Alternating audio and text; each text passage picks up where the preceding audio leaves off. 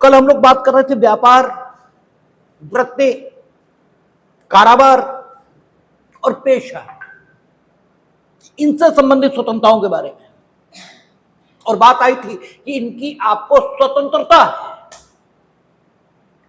स्वतंत्रता का मतलब यह हो गया कि इनका एंजॉयमेंट करने के लिए यू नीड, आपको आवश्यकता नहीं है किसी की आज्ञा की।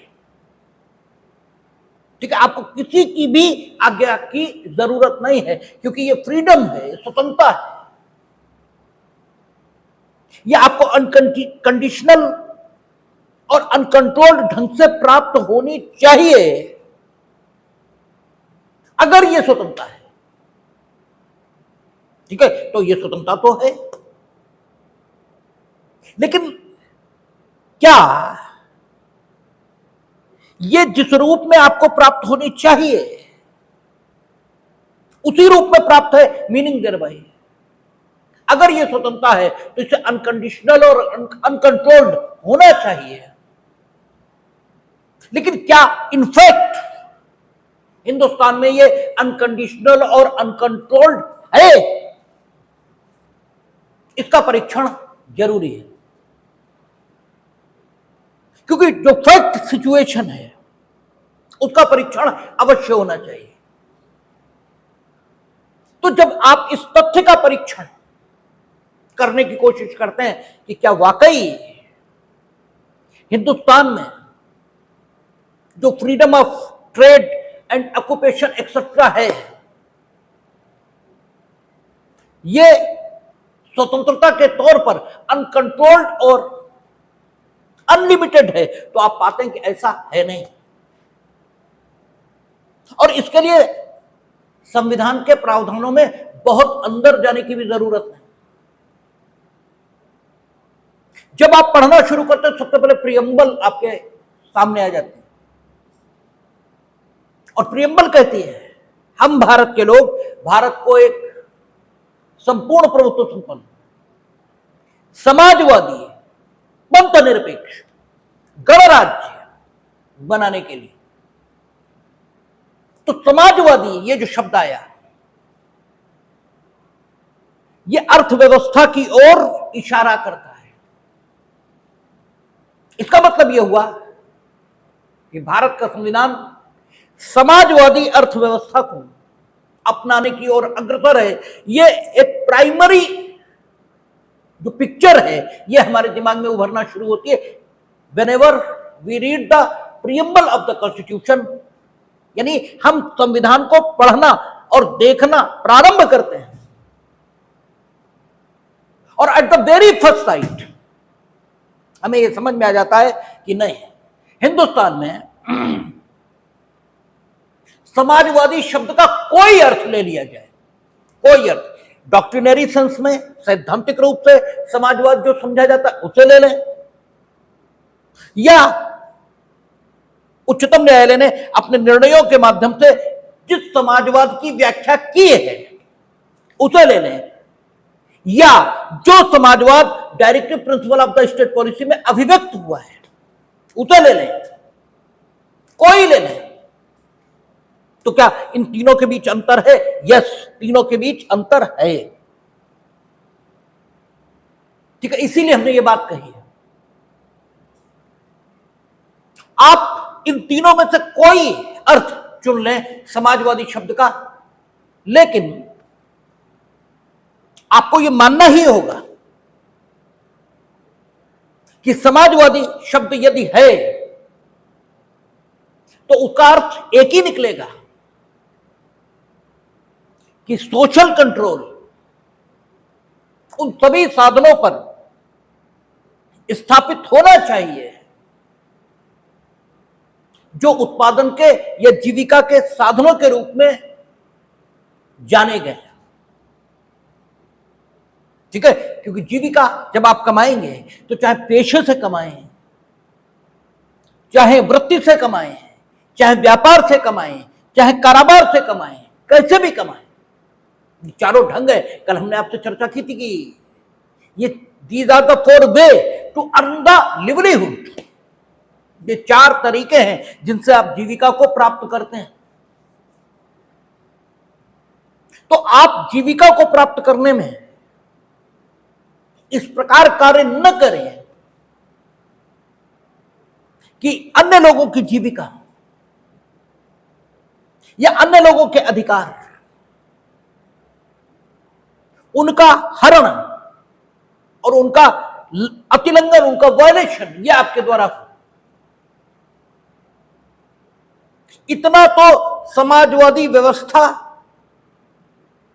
अगर स्थापित की गई है तो होगा ही होगा, अर्थात समाजवादी शब्द का कोई अर्थ लेने, समाजवादी शब्द का उपयोग हो जाने के कारण इतना तो मानना ही होगा कि जो व्यापार आदि करने की स्वतंत्रता है, यह अनियंत्रित और असीमित हो ही नहीं सकती। ठीक है ना।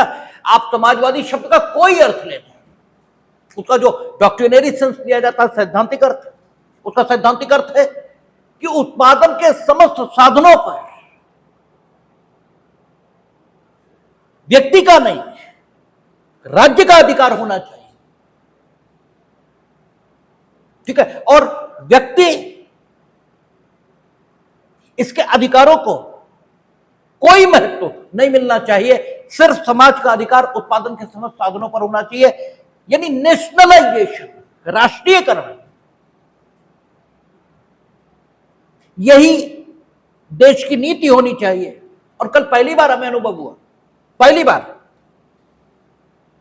हम कल किसी ने हमें भेजी, जो वर्तमान बिजली मंत्री हैं और बिजली विभाग के एक अधिकारी के बीच टेलीफोन की वार्ता हमने सुनी। तो जो वर्तमान बिजली विभाग के मंत्री हैं वो उस अधिकारी को फोन कर रहे थे और ये बता नहीं रहे थे कि हम बिजली मंत्री हैं, और बिजली की शिकायत कर रहे थे कि हमारे यहां लाइट नहीं आ रही है।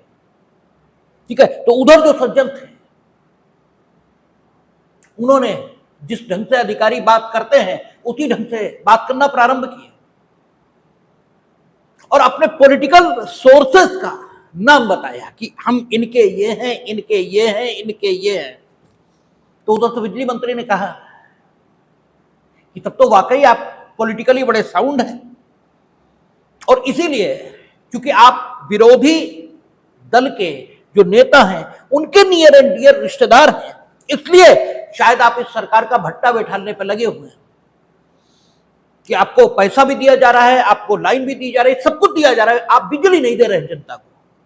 तो पहली बार मेरे ध्यान में आया कि अगर राष्ट्रीयकरण हो जाए हर चीज का, ठीक है, तो स्थिति यह बनेगी कि सरकार लाख चाह ले, जनता को सुविधा नहीं मिलेगी। ठीक है। क्योंकि अगर एडमिनिस्ट्रेशन में विरोधी विचार के लोग बैठे हैं, अब भेजते रहो पैसा, यहां जम्पर ही जला रहेगा, जब जम्पर ही जला रहेगा तो घर में लाइट कहां से आएगी, और जम्पर संभालने मुख्यमंत्री तो आएंगे नहीं। ठीक है। वो तो यही लाइनमैन को ही संभालना है। तो पहली बार राष्ट्रीयकरण की एक और बुराई मेरे ध्यान में आई कि nationalisation it is not a best policy. ये अकर्मण्यता को तो बढ़ावा देता ही है, आलस्य को तो बढ़ावा देता ही है, लेकिन एक और चीज है जो नेशनलाइजेशन से पैदा होती है। ठीक है। प्राइवेटाइजेशन निकाल बाहर करेंगे तुम्हें, मत करो तुम, देखें कहीं का नहीं करोगे, हालांकि उसके अपने कुप्रभाव हैं। ठीक है। और इसके अपने कुप्रभाव हैं।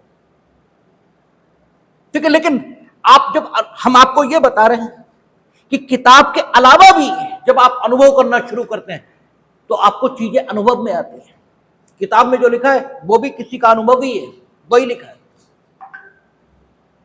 तो समाजवादी ये जो शब्द है, इसका अर्थ अगर डॉक्ट्रिनरी सेंस में हम लेंगे तो डॉक्ट्रिनरी सेंस में हो जाएगा कि उत्पादन के समस्त साधनों का राष्ट्रीयकरण, यानी उत्पादन के साधन किसी एक व्यक्ति के पास नहीं रहेंगे, यानी कोई फैक्ट्री, क्योंकि वो उत्पादन का साधन है इसलिए वो प्राइवेट नहीं होगी, सरकार की ही होगी। ठीक है। और सरकार की फैक्ट्रियों का क्या हाल होता है वो ओसीएफ से ध्यान में होगा आपके। सरकार की फैक्ट्री हो, वो जो भी हाल होता है, लेकिन समाजवादी शब्द अगर डॉक्ट्रिनरी सेंस में ले लेंगे तो सभी चीजों का राष्ट्रीयकरण ये करना पड़ेगा। ठीक है, और समाजवादी शब्द का अर्थ जो भारतीय संविधान में दिया है और जो directive principle of the state policy में दिया है, हालांकि directive principle of the state policy तो संविधान में ही है, इसलिए अलग अलग कहने की जरूरत नहीं। और directive principle of the state policy की जो व्याख्या माननीय उच्चतम न्यायालय द्वारा की गई है उसके मुताबिक अगर समाजवाद का अर्थ लेंगे तो उसका अर्थ ऐसे निकलेगा कि स्टेट ये भी अन्य जो हितधारक हैं, अन्य जो स्टेक होल्डर, यानी जो प्राइवेट इंडस्ट्री को चलाने वाले पूंजीपति और उद्योगपति हैं, उनके साथ स्वयं उद्योग चला सकेगा। ठीक है, और अगर लोकहित में उन पर प्रतिबंध लगाने की जरूरत होगी, ठीक है, तो उन पर प्रतिबंध लगा सकेगा। ठीक है, अगर ये व्याख्या हम directive principle of the state policy और उच्चतम न्यायालय के निर्णय दोनों को पढ़ें तो निकलती है, क्योंकि आप directive principle of the state policy पढ़े तो 39 है, वो कहता है राज्य का यह कर्तव्य होगा कि उत्पादन के साधनों का संकेंद्रण कुछ हाथों में न हो, यह राज्य का दायित्व होगा। राज्य इस दायित्व को किस पद्धति से प्राप्त करेगा, इस संबंध में directive principle of the state policy में कुछ नहीं कहा है। यह नहीं कहा उन्होंने कि उत्पादन के साधनों पर सभी का अधिकार रहे, ये कुछ हाथों में संकेंद्रित न हो जाएं, इसके लिए राज्य अमुक पद्धति का प्रयोग करेगा, यह नहीं लिखा है। ठीक है, सिर्फ इतना ही लिखा है कि राज्य की यह जिम्मेदारी होगी कि वो इस प्रकार की व्यवस्था करे कि उत्पादन के साधनों का संकेंद्रण कुछ हाथों में न हो। वहां सिर्फ इतना ही लिखा है कि राज्य ये व्यवस्था करेगा कि जो श्रमिक हैं उन्हें जीवन को जीने का, मनोरंजन के साधनों का, ठीक है, एक पर्याप्त अवसर ये प्राप्त हो। ये कैसे होगा? वीकली ऑफ रख के होगा, ठीक है, सभी पर्वों पर छुट्टी करके होगा, कैसे होगा, इस विषय पर कुछ नहीं कहा। राज्य का यह दायित्व है, पद्धति क्या होगी प्राप्त करने की, यह नहीं लिखा है। तो directive principle of the state policy अगर आप देखेंगे तो वहां राज्य के लिए प्राप्त करने योग्य आदर्श ये तो बताए गए, लेकिन उन आदर्शों को प्राप्त करने की पद्धति क्या हो यह नहीं बताया गया। लेकिन राज्य के लिए प्राप्त करने योग्य जिन आदर्शों का वर्णन directive principle of the state policy में हुआ और प्रियम्बल में जो समाजवादी शब्द है, इन दोनों को एक साथ लेने पर यह तय हो जाता है कि हिंदुस्तान में जो अर्थव्यवस्था है इसको प्रभावित करने वाले जो कारक, उनके संबंध में व्यक्ति की स्वतंत्रता अनियंत्रित और असीमित नहीं हो सकती। आपका एक तर्क हो सकता है कि समाजवादी शब्द संवैधानिक संशोधन शायद 42वां है, 44वां है, कौन सा है, जो भी है, ये बड़ा जनरल क्वेश्चन हमें कभी याद नहीं रहता, या तो 42वां है या 44वां है, जो भी है, ठीक है, उससे संविधान में जोड़ा गया, उससे पूर्व नहीं था, तो उससे पूर्व directive principle of the state policy तो थे, ठीक है। और यही इस संविधान संशोधन को चुनौती देने पर माननीय उच्चतम न्यायालय ने कहा कि डॉक्ट्रिनरी सेंस में समाजवादी शब्द यहां उपयोग किया गया, यह नहीं माना जा सकता। हालांकि जिन्होंने समाजवादी शब्द जोड़ा था उनका जो लगाव था समाजवादी शब्द के प्रति वो डॉक्ट्रिनरी सेंस में ही था, क्योंकि वो रूस से बड़े प्रभावित थे, वो चीन से बड़े प्रभावित थे। लेकिन कॉन्स्टिट्यूशन की व्याख्या का हक माननीय उच्चतम न्यायालय का है। उन्होंने जो व्याख्या दी, उन्होंने कहा नहीं, यहां डॉक्ट्रिनरी सेंस में समाजवादी शब्द का अर्थ नहीं माना जाएगा। यहां कॉन्स्टिट्यूशनल अर्थ जब लेंगे हम, तो directive principle of the state policy के मुताबिक लेंगे, और जब directive principle of the state policy के मुताबिक हम उसका अर्थान्वयन करते हैं, तो यह उसका अर्थ आता है कि भारत में उत्पादन के साधन, इनका संकेंद्रण कुछ हाथों में हो, ऐसी व्यवस्था निर्मित नहीं होने दी जाएगी। या राज्य की यह जिम्मेदारी है कि लोकहित में उत्पादन के साधन कुछ हाथों में संकेंद्रित न होने दें, और अगर इसके लिए राज्य उस स्वतंत्रता को सीमित और नियंत्रित करता है जो भारत के नागरिकों को व्यापार, वाणिज्य, कारोबार आदि के संबंध में प्राप्त है, तो यह असंवैधानिक नहीं है। ठीक है, यहां समाजवादी शब्द का अर्थ यही लिया जाएगा। तो माननीय उच्चतम न्यायालय ने कुछ भी कहा हो, एक बात तय हो गई है कि हिंदुस्तान में व्यापार, वाणिज्य आदि की स्वतंत्रता असीमित और अनियंत्रित नहीं है। यह अगर अनुच्छेद 19(6) न होता तो भी अर्थान्वयन यही होता। क्यों? Directive principle of the state policy है और साथ में प्रियम्बल है, और प्रियम्बल अगर संशोधित न भी होती तो भी directive principle of the state policy की लाइट में यही अर्थ निकलता अगर अनुच्छेद 19(6) न भी होता। लेकिन यहां तो अनुच्छेद 19(6) है, और वो सिर्फ इसीलिए है ताकि directive principle of the state policy में जो कुछ कहा गया, ठीक है, उसको अभिव्यक्त और स्पष्ट रूप से एक जगह पर वर्णित कर दिया जाए, ताकि कोई संदेह की गुंजाइश ये न रहे। तो एक बात बिल्कुल वेल एस्टेब्लिश्ड होकर उभर आती है कि भारत में व्यापार, वाणिज्य आदि की स्वतंत्रता भी अन्य स्वतंत्रताओं की तरह असीमित और अनियंत्रित नहीं है। और आपसे चर्चा की गई थी कि राज्य को लोकहित में हालांकि यह हक है कि वो क्या करे, किसी भी वृत्ति आदि को करने के लिए योग्यता और अर्हता संबंधी नियम बना सकता है, और उसे यह भी हक है कि वो एकाधिकार स्थापित कर ले किसी विशेष व्यापार और कारोबार में। लेकिन यह एकाधिकार उसे अपने ही पक्ष में स्थापित करना होगा, वो किसी अन्य के पक्ष में यह एकाधिकार स्थापित नहीं कर सकता। यह भी आपको कहा गया था। ठीक है, साथ ही साथ लोकहित में अन्य निर्बंधन लगाने का हक यह राज्य को है।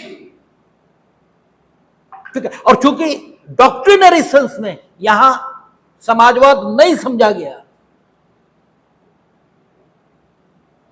इसलिए, और नहीं समझा गया, क्यों नहीं समझा गया? इसलिए क्योंकि नहीं समझा जाना चाहिए। क्यों नहीं समझा जाना चाहिए? इसी बात का उत्तर एक्सेल्वियर वर्सेस यूनियन ऑफ इंडिया में आया है। सुप्रीम कोर्ट ने यह जो कहा कि भारत में डॉक्ट्रिनरी सेंस में समाजवाद नहीं समझा गया है, ठीक है, क्यों नहीं समझा गया है? उन्होंने कहा अगर डॉक्ट्रिनरी सेंस में समाजवाद का अर्थ लेना होता तो संविधान में अभिव्यक्त रूप से नेशनलाइजेशन के फेवर में या राष्ट्रीयकरण के फेवर में कुछ उपबंध मिलते हैं। राष्ट्रीयकरण के फेवर में कोई उपबंध नहीं मिलता। अधिकतम अनुच्छेद 39, 43, ठीक है, या अनुच्छेद 48 आदि ये कहते दिखाई देते हैं कि उत्पादन के साधनों का संकेंद्रण कुछ हाथों में नहीं होना चाहिए,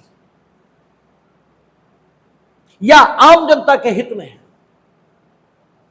लोगों की व्यापार, वृत्ति, आजीविका आदि संबंधी स्वतंत्रताओं को सीमित किया जाना चाहिए। सिर्फ इतना कहते दिखाई देते हैं। किस प्रकार सीमित किया जाना चाहिए, इस संबंध में कोई दिशा निर्देश ये संविधान पढ़ने पर प्राप्त नहीं होता। इसका मतलब इसको प्राप्त करने के लिए, इसको यानी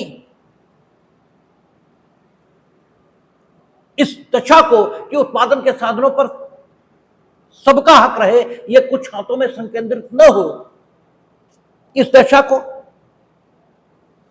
और साथ ही साथ लोकहित को प्राप्त करने के लिए तरीका अपनाने की स्वतंत्रता राज्य को दी गई है।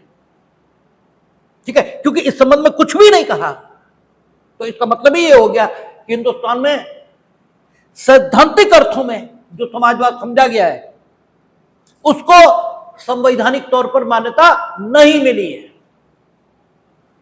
ठीक है, और क्यों नहीं मिली, इसके लिए सुप्रीम कोर्ट ने कहा कि जो प्राइवेट इंडस्ट्रीज हैं ये भी देश की अर्थव्यवस्था का बहुत बड़ा भाग है।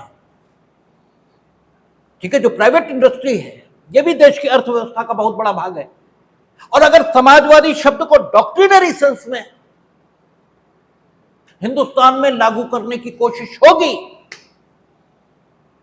तो वो सारी प्राइवेट इंडस्ट्री, ठीक है, क्या होगी,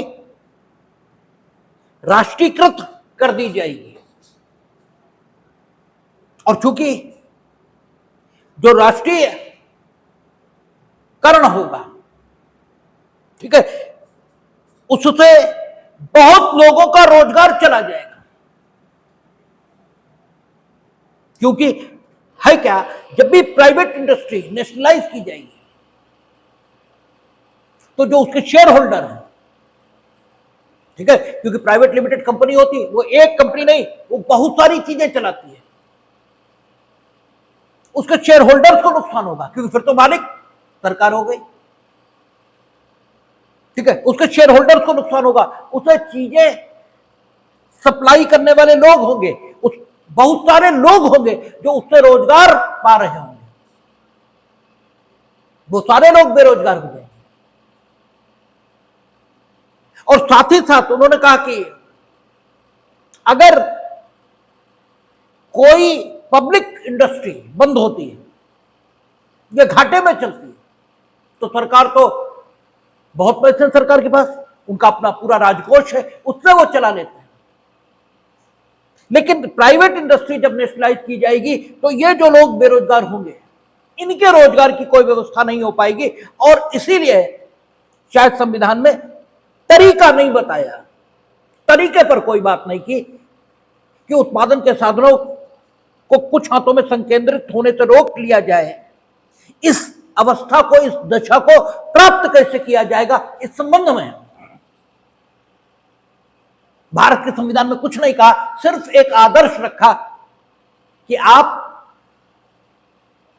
उत्पादन के साधनों को कुछ हाथों में संकेंद्रित नहीं होने देंगे। इसका मतलब यह हुआ कि भारत में व्यापार कारोबार, इस सब की स्वतंत्रताओं को असीमित और अनियंत्रित ढंग से आपको निश्चित नहीं दिया है, लेकिन इन पर अगर कोई सीमा और इन पर अगर कोई नियंत्रण लगाया जाता है तो उसे लोकहित में होना चाहिए, पहली चीज, और दूसरा उसे युक्ति संगत होना चाहिए, दूसरी चीज। यानी अयुक्ति संगत निर्बंधन और लोकहित के अलावा अन्य किसी उद्देश्य को प्राप्त करने के लिए निर्बंधन, ये व्यापार कारोबार आदि की स्वतंत्रता पर नहीं लगाए जा सकते। ठीक है, और साथ ही साथ गवर्नमेंट को एक लेवल प्लेइंग फील्ड, ये शब्द इस्तेमाल किया है, ये अक्सर आपका प्री में पूछते थे, लेवल प्लेइंग फील्ड ये किससे संबंधित चीज है, तो ये व्यापार कारोबार आदि करने की स्वतंत्रता से संबंधित शब्द है। उन्होंने कहा कि समाजवादी शब्द का अर्थ यह कि गवर्नमेंट एक लेवल प्लेइंग फील्ड निर्मित करेगी। ठीक है, लेवल प्लेइंग फील्ड यानी ऐसा लेवल खेलने के लिए निर्मित करेगी जो सभी खिलाड़ियों के लिए समान अवसर उत्पन्न करें। यानी जो प्राइवेट इंडस्ट्री है और जो गवर्नमेंट ओन्ड इंडस्ट्री है, जिसका नेशनलाइजेशन आपने कर दिया, जिसका राष्ट्रीयकरण आपने कर दिया, ठीक है, इन दोनों के बीच गवर्नमेंट ऐसा कुछ नहीं करेगी जिसे अनरीजनेबल रिस्ट्रिक्शन माना जाए, ठीक है ना। और किसी व्यक्ति के हित में कोई प्रतिबंध नहीं लगेगा, बल्कि लोक हित में ही प्रतिबंध लगेंगे, और वो भी उन इंडस्ट्रीज पर जो प्राइवेट व्यक्तियों द्वारा रन किए जा रहे हैं। क्योंकि राष्ट्रीयकरण जिन एजेंसीज का हो गया वो तो माना ही जाएगा कि सबके हित में काम कर रहे हैं। जो प्राइवेट इंडस्ट्री है उसके लिए भी लेवल प्लेइंग फील्ड रहेगा, और लेवल प्लेइंग फील्ड का मतलब ये कि उस पर भी प्रतिबंध लगाए तो जा सकेंगे, लेकिन व्यक्ति के हित में नहीं, लोक हित में। अयुक्ति संगत नहीं तो युक्ति संगत। स्टेट अगर मोनोपोली क्रिएट करता है व्यापार के, उस पर्टिकुलर व्यापार के क्षेत्र में, तो व्यक्ति के पक्ष में नहीं बल्कि राज्य के पक्ष में, ठीक है। और तीसरी कि वो अगर योग्यता आदि का निर्धारण करते हैं तो वो भी किया जा सकता है। यानी आप संवैधानिक प्रावधानों का विश्लेषण करेंगे तो पाएंगे कि भारत में व्यापार कारोबार आदि की स्वतंत्रता असीमित या अनियंत्रित नहीं है। ये बात आपको पता लगेगी, और ये बात सिर्फ अनुच्छेद 19(6) से नहीं पता लगेगी। इसके अलावा प्रियम्बल में जो शब्द उपयोग है और जो directive principle of the state policy का निर्देश है, उससे भी ये बात निकल कर आएगी कि हिंदुस्तान में एक विनियमित, ठीक है, और मिश्रित अर्थव्यवस्था, इसको स्थान दिया गया और लोक हित में निर्बंधन लगाने की अनुमति राज्य को मिली है। अब सवाल यह कि लोक हित में मोनोपोली ये भी क्रिएट करने की राज्य को, ठीक है, अधिकार मिला है, और इसे युक्ति संगत माना है, एकाधिकार, ठीक है। तो ये ठीक है कि राज्य अपने पक्ष में एकाधिकार इसको उत्पन्न कर सकता है किसी व्यापारिक गतिविधि लेकिन व्यापारिक गतिविधि से जो आनुषंगिक गतिविधि है, व्यापारिक गतिविधि से जो जुड़ी हुई गतिविधियां, उनमें राज्य एकाधिकार उत्पन्न नहीं कर सकता, ठीक है। एक मुकदमा है अकादासी, ठीक है, उड़ीसा का मुकदमा है।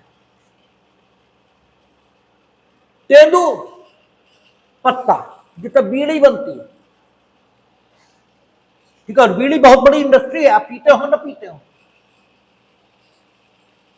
ठीक है। तेंदू पत्ता, क्योंकि जो बीड़ी मैन्युफैक्चरर है, ठीक है, उसका शोषण और वो किसानों का शोषण, दोनों एक दूसरे का शोषण, जिसका जहां मौका लगा उसने वहां उसका शोषण किया। हमारे यहां तो एक सबसे बड़ी दिक्कत यह है कि हमारे प्रीफिक्स आइडियाज, फलाना ईमानदार फलाना बेईमान, फलाना ईमानदार फलाना बेईमान, ये हमारे प्रीफिक्स आइडिया है। गरीब ईमानदार है, बड़ा आदमी बेईमान है, ये हमारा प्रीफिक्स आइडिया है। एक्सीडेंट हुआ, जिसके पास छोटी गाड़ी उसकी गलती नहीं है, जिसके पास बड़ी गाड़ी है उसकी गलती है, ठीक है, हमारे प्रीफिक्स आइडिया है। पुलिस बेईमान है, मिलिट्री वाले दूध के धुले हैं, वो सीधे जन्नत से उतरे हैं, सारे के सारे फरिश्ते हैं, ये हमारे प्रीफिक्स आइडिया है। क्योंकि हमें बता दो कि वो आर्म्स एंड एम्युनिशन जो जनता में है ही नहीं, जो जनता के लिए अलाउड ही नहीं, जो सीधे ऑर्डिनेंस फैक्ट्री में बनता है और सीधे सेना को जाता है, वो आतंकवादियों के पास कैसे पहुंचता है, वो डकैतों के पास कैसे आ जाता है, वो चोरों के पास कैसे आ जाता है। अब दो ही लोग हैं, या तो तुम्हारे लोग मिले या ऑर्डिनेंस फैक्ट्री के लोग मिले, तीसरा नहीं हो सकता। और ऑर्डिनेंस फैक्ट्री से सब कुछ गिनकर जाता है। वहां के लोगों के मिलने की संभावना 1% सिर्फ मानने के लिए मान ली जाए तो अलग बात है। 99% आप देते हैं तो आप भी उतने ही चोर हैं। यह अलग बात है कि आपकी चोरी डिफरेंट ढंग की है, पुलिस की चोरी डिफरेंट ढंग की है। आप उस ढंग के चोर नहीं, जिस ढंग के चोर वो हैं, वो जिस ढंग के चोर हैं उस ढंग के आप नहीं। इतना सा फर्क है। लेकिन हमारे अपने प्रीफिक्स आइडियाज हैं, हम उसी से चलते हैं। पूंजीपति किसानों का शोषण करता है, हमने ये सीख रखा। किसान शोषण कर सकता है, ये हमने सीख ही नहीं रखा। हर कोई मौका मिलते ही शोषण करेगा, ये अलग बात है कि मौका ही नहीं मिला, ये अलग बात है। शोषण की इच्छा हम में विद्यमान है, हम इतने सशक्त ही नहीं है कि शोषण कर पाएंगे, अलग बात है। इसके कारण से व्यक्ति अच्छा कहां हो गया, ये तो नहीं हुआ। तो खैर, तेंदुपत्ता इस इंडस्ट्री का स्टेट ने मोनोपोली इसमें स्थापित कर ली, नेशनलाइजेशन कर दिया कि हम ही तेंदुपत्ता बेचेंगे, बाकी कोई नहीं। उड़ीसा में अब गवर्नमेंट भी तो ठीक है, कोई ईश्वर थोड़ी चलाने आएगा, चुन के तो यही जाएंगे। और ये नहीं हम ही जाएंगे, क्योंकि वो जो बैठेंगे टिकट तो हमें ही देंगे और हम तो चोरी है। ठीक, और ऐसा नहीं जो वोटर है वो भी चोर है, उन वोटरों में से किसी को दे दो वो भी वही करेगा। ये अलग बात है कि फेसबुक पर भाषण बहुत ईमानदारी और बहुत बढ़िया बढ़िया, वो अलग बात है। अब क्या हुआ, तेंदुपत्ता हम ही बेचेंगे। अब सारे जो मैन्युफैक्चरर हैं बीड़ी के, उन्हें तेंदुपत्ता राज्य से खरीदना। और राज्य ने क्या कर दिया कि तेंदुपत्ता का रेट इतना गिरा दिया, ठीक है, जितना किसान को तेंदुपत्ता उगाने में उसका जो खर्च आ रहा वो भी नहीं निकल रहा। क्योंकि होना चाहिए लाभदायक रेट। भाई आदमी प्रोफेशन कर रहा है तो उसे अगर जितना उसका लगा उतना ही मिलेगा तो वो खाएगा क्या, उसे और ज्यादा मिलना चाहिए। इन मिस्टर ने क्या किया, रेट और गिरा दिया। इसके लिए ले लिए होंगे पैसे बीड़ी मैन्युफैक्चरर से, उससे इकट्ठा ले लिया, ठीक है, और हम ही तो बेचेंगे। और उसने कहा कि रेट ये कर दो, ठीक है, तो वहां से नुकसान इनका होगा, फायदा मैन्युफैक्चरर। और ये जो बैठे ये अलग नहीं है, ये तुम ही बैठे हो, ये तुम ही बैठे हो। इसलिए आपने उन्हें गाली देने से पहले खुद को दे लेना। अब मसला सुप्रीम कोर्ट पहुंचा कि भाई आप मोनोपोली कर सकते हैं, ठीक, लेकिन मोनोपोली में रेट फिक्स करना नहीं आता। कोर्ट का बिल्कुल ठीक, कोर्ट का मोनोपोली व्यापार में स्थापित कर सकता है राज्य। और मोनोपोली स्थापित करने के लिए जो वो कानून बनाएगा, अगर उसी एक्ट में वो रेट फिक्स करने के लिए भी कानून बनाएगा तो हम दोनों को अलग अलग करके देखेंगे। मोनोपोली स्थापित करने के लिए, एकाधिकार स्थापित करने के लिए जितने कानून बनाए गए हैं वो सब अनुच्छेद 19(6) सबसेक्शन 2 के मुताबिक संवैधानिक है, सब संवैधानिक है। क्योंकि मोनोपोली अगर स्टेट ने अपने पक्ष में क्रिएट की है तो यह माना जाएगा कि वो लोकहित में आवश्यक रूप से है। कलम ने कहा था कि राज्य जब मोनोपोली स्थापित करेगा तो उसे साबित नहीं करना है। वो 3 कारणों से मोनोपोली अपने पक्ष में स्थापित करता है। एक, प्रशासनिक सुगमता, दूसरा उस क्षेत्र में चल रही गड़बड़ी को रोकना, और तीसरा लाभ कमाना। और कुछ भी वो कर सकता है। और जब भी राज्य किसी व्यापार का एकाधिकार अपने हाथों में लेगा तो ये माना जाएगा आवश्यक रूप से कि उसने लोकहित में ही ऐसा किया है। तो राज्य को यह साबित करने की जरूरत नहीं कि हमने लोकहित में किया, तो ही है। लेकिन कोर्ट ने कहा कि मोनोपोली स्थापित करने के लिए जो प्रावधान है वो लोकहित में आवश्यक रूप से माने जाएंगे, लेकिन मोनोपोली स्थापित करने के अलावा जो प्रावधान है उन्हें लोकहित में होना होगा, अर्थात राज्य को साबित करना होगा कि वो लोकहित में हैं, तभी अनुच्छेद 19(6) के मुताबिक उन्हें व्यापार की स्वतंत्रताओं पर प्रतिबंध लगाने के लिए संवैधानिक ढंग से बना हुआ कानून माना जा सकता है, अन्यथा नहीं। यानी वे प्रावधान जो एकाधिकार को स्थापित करने के लिए जरूरी नहीं है, अर्थात जो कीमत से संबंधित है, ठीक है, वे संवैधानिक तभी हो सकते हैं जबकि वे लोकहित को ध्यान में रखकर बनाए गए, ठीक है ना, लोकहित को ध्यान में रखकर बनाए गए हो। अगर वो लोकहित को ध्यान में रखकर नहीं बनाए गए तो आप स्वतंत्रता को सीमित नहीं कर सकते, यह सिद्धांत आएगा और वो सारे के सारे असंवैधानिक हो जाएंगे। यानी उन्हें अनुच्छेद 19(1) का टेस्ट पास करना होगा और उनका ये जो कीमतें आपने निर्धारित की, इनका लोक एकाधिकार से कोई संबंध नहीं है। और जब सही संबंध नहीं तो आप साबित करो ये किस प्रकार से लोकहित का, ठीक है, संधान ये कर रही है, लोकहित में है ही नहीं, आप बेवकूफ बना रहे। और लोकहित हमेशा जनता के तल पर खड़ा होकर देखा जाएगा, पूंजीपति की ओर से नहीं या अन्य किसी और की से नहीं।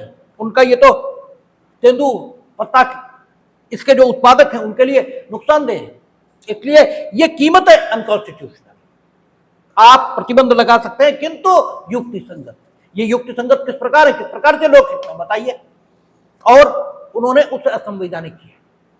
इसके मतलब व्यापार कारोबार आदि की स्वतंत्रता पर प्रतिबंध हो सकते हैं किंतु सिर्फ लोकहित में और युक्ति संगत। युक्ति संगत क्या है, ठीक है, और किस प्रकार के प्रतिबंध लोकहित में माने गए, इस पर एक क्लास और चलेगी, हो ही नहीं पाया, कल देखते।